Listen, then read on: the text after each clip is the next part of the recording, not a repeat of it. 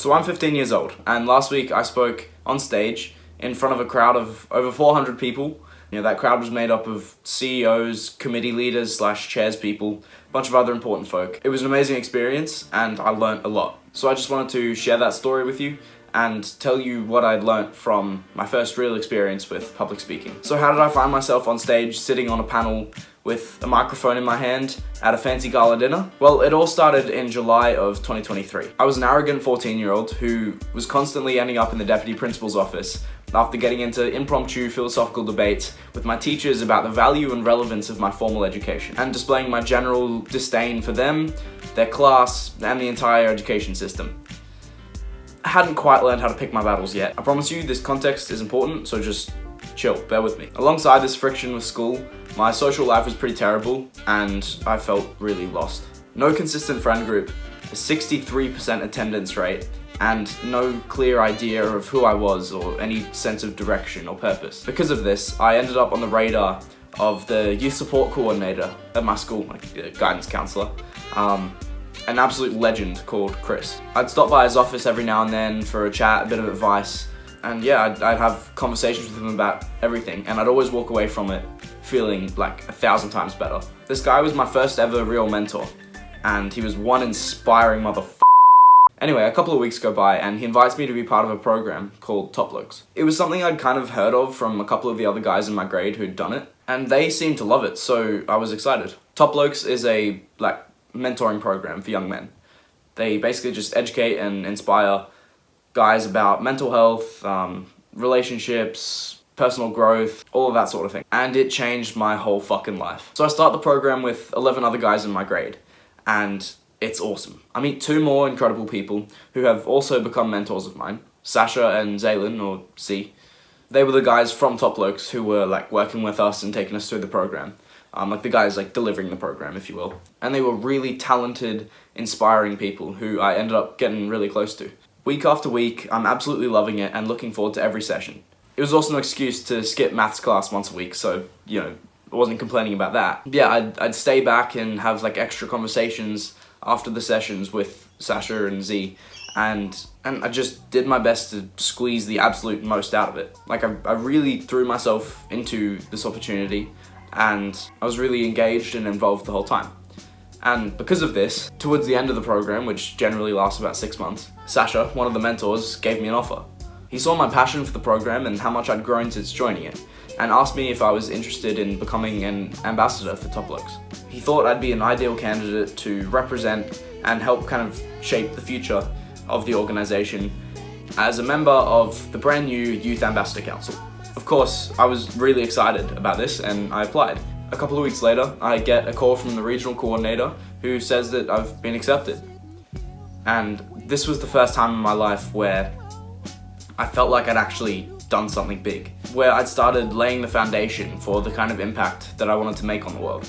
I finally had a purpose and was making some real moves for, myself and for what I believed in. That was at the start of this year, 2024.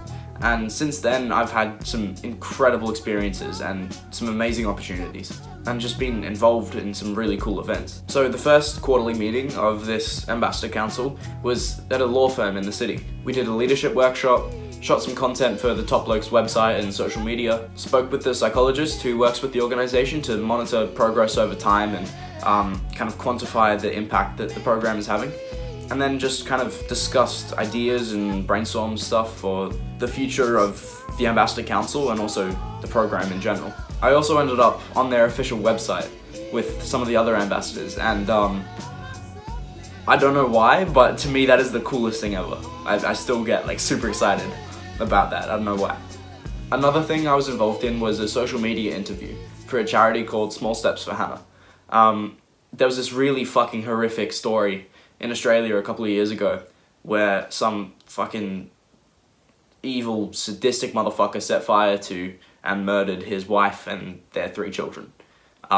So Small Steps for Hannah was an organisation created by the parents of that woman to help prevent domestic violence and also kind of support women and families who've been affected by it. So they partnered with Blokes for obvious reasons, because Blokes is invested in the the well-being and mental health and development of young men, which obviously translates to just a better and a safer world for everyone, including women. So yeah, they interviewed us about the impact the program has had and why we think young men need to be a part of the conversation around domestic violence.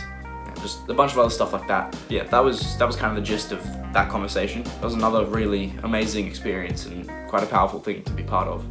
But yeah, now here's where we get to the interesting part. A few weeks later, that same charity invites Top Blokes to like a gala dinner they were holding as a fundraising event. They wanted us to speak on a panel at the event and kind of showcase that relationship between the two organizations, but also give us a chance to get our message out there a bit.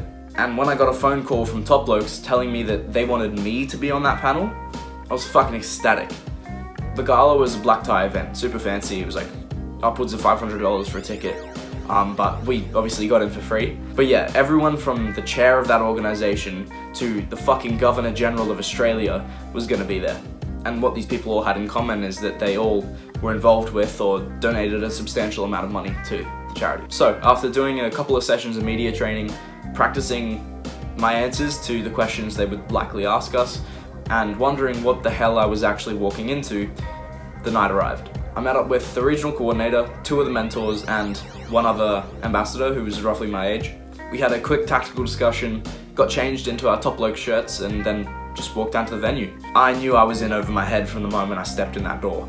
C.R.E.A.M people, political representatives, CEOs, a bunch of other high-profile people with very deep pockets filled the room. Now, even though I'm a pretty extroverted guy, I like to think social anxiety isn't a big problem for me anymore. And, I've cultivated a decent amount of confidence. I was shitting myself. But I had my mentors right there, and the self-image to uphold, so I was fine. I shook hands with some very cool people, got a lot of very bold and unsolicited life advice from some very drunk women who wouldn't stop patting my shoulder. Took some photos and recorded some content for Top Blokes with different people. Met the founders of that organization and just kind of generally did my best to mingle and do my job representing.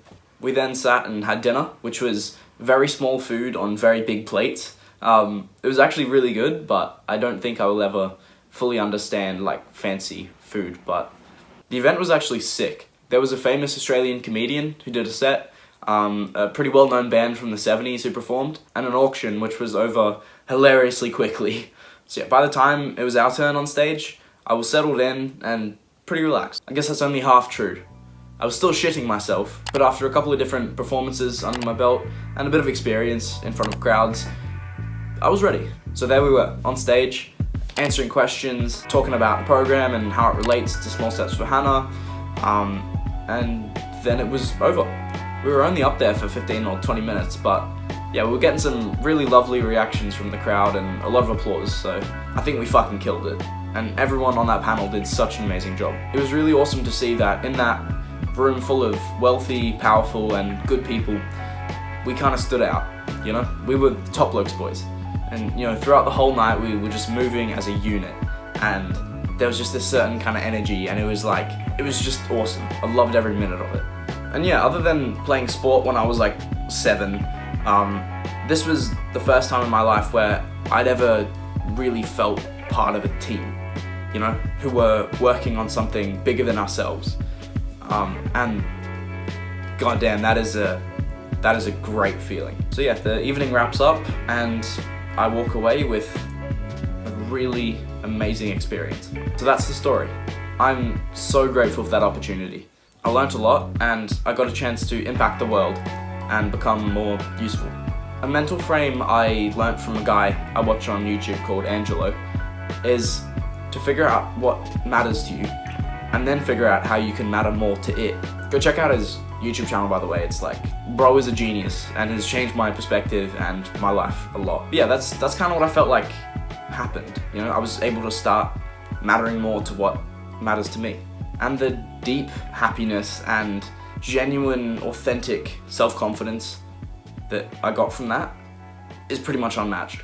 I think my main takeaways from this have been to step out and put your hand up for things. Even if you can't see how something is going to directly tie into the complicated knot that is your life, just grasp that piece of rope and see what you can do with it anyway.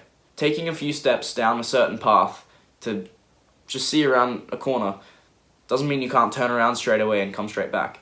Don't let fear and the promise of discomfort prevent you from pursuing something.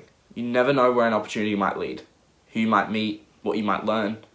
Also, find mentors and people that inspire you and do everything you can to get around them. Because if you combine that mindset to seek opportunities and throw yourself into experiences with the right people to guide and support you, and then the balls to not give up and to be resilient, fuck, that is a recipe for success. If you keep knocking, doors are gonna open.